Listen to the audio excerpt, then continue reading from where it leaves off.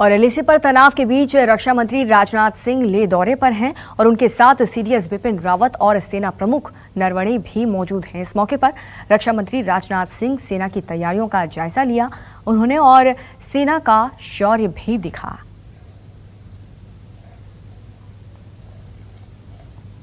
और चलिए आगे बढ़ेंगे। राजनाथ सिंह लेह के दौरे पर हैं और चीन में हड़कंप है। चीन पीछे हट रहा है। अब तक चीन कितना पीछे हटा जाने के लिए चलते हैं अपने सहयोगी सऊद मोहम्मद खालिद के पास।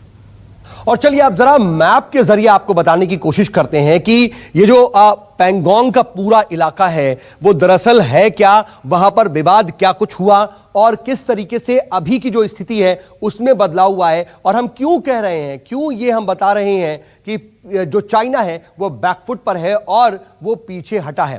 दरअसल आप इसको पूरा समझिए। ये जो एरिया आप देख रहे हैं, ये पूरा मैप आप देख रहे हैं, दरअसल ये पैंगोंग का इलाका है। और आप यहां पे देखिए कि कुछ आपको यहां पर लिखे हुए नजर आएंगे। यहां से अब आपको फिंगर 1, 2, 3, 4 और ये उसके बाद फिंगर 5 नजर आ रहा है। यहां से आप देख रहे हैं रेड कलर में लिखा हुआ है फिंगर 6, 7 और यहां 8 तक। ये इलाका जो है यहीं पर विवाद है, क्योंकि हमारा जो फिंगर 4 तक की पोजीशन भारत की हमेशा से बनी रही और भारत का दावा फिंगर 8 तक रहा है, क्योंकि गश्त जो है भारतीय सेना करती रही है। हुआ यह कि फिंगर 4 का जो बेस है वो आखिरी बेस है भारतीय सेना का। उसके आगे का रास्ता कुछ ऐसा हो जाता है जो थोड़ा उबड़ खाबड़ है। वहां पर पेट्रोलिंग करने के लिए भारतीय सेना जाती थी और अभी तक स्थिति यह थी, जो अप्रैल में विवाद शुरू हुआ, जून से पहले, अप्रैल से पहले तक हमारी जो सेना है वो पैंगोंग में यहां पर पैंगोंग में फिंगर 4 से लेकर के आगे बढ़ते हुए 5, 6, 7, 8 ये पूरा 8 तक यहां तक गश्त करती थी। हालांकि जो फिंगर 4 से लेकर के 4 के बाद फिंगर 5 से फिंगर 8 तक ही वहां का जो इलाका है वो विवादित है, लेकिन हमारी सेनाएं फिंगर 8 तक पेट्रोलिंग करती रही हैं। अब हुआ ये कि अप्रैल के बाद और फिर जो जून में जब भारतीय सैनिकों और चीनी सेनाओं के बीच अब आपस में जब झड़प हुई थी, उसमें जब 20 भारतीय सैनिक मारे गए थे, 43 चीनी सैनिक मारे गए थे और 20 भारतीय सैनिक शहीद हुए थे, उस वक्त ये स्थिति थी पैंगोंग में, क्योंकि वो गैल्वन में हुआ था पेट्रोल पॉइंट 14 में। लेकिन उस वक्त के बाद जून में स्थिति ये हो गई थी कि चीनी सेना यहां फिंगर 8 से लेकर के वो आगे बढ़ते बढ़ते बढ़ते बढ़ते ये फिंगर 4 तक आ गई थी। ये आप जो देख रहे हैं यहां तक पहुंच गई थी।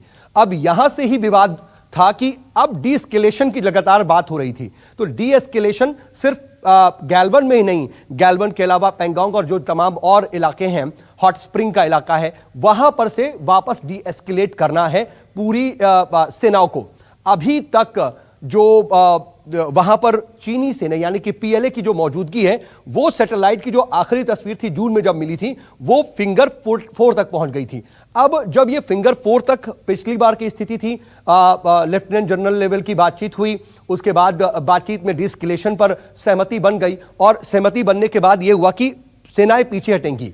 बाकी जो भी स्थितियां हैं, चाहे वो गैल्वन की बात हो, हॉट स्प्रिंग की बात हो, वहां से 2-2 किलोमीटर पीछे सेनाएं हट चुकी हैं। लेकिन पैंगोंग से अभी बहुत ज्यादा पीछे, वहां पर जो पुरानी पोजीशन थी वहां से चीनी सेना बहुत ज्यादा पीछे हटी नहीं थी।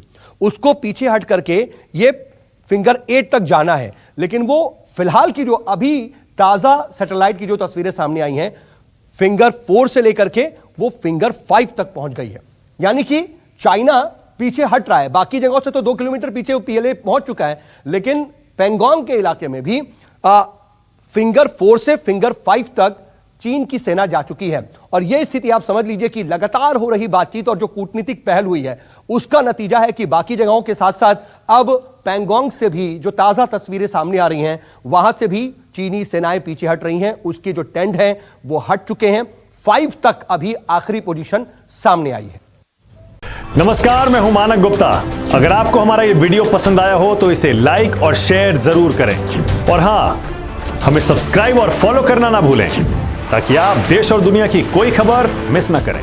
तो जुड़े रहिए हमारे साथ और देखते रहिए न्यूज़ 24।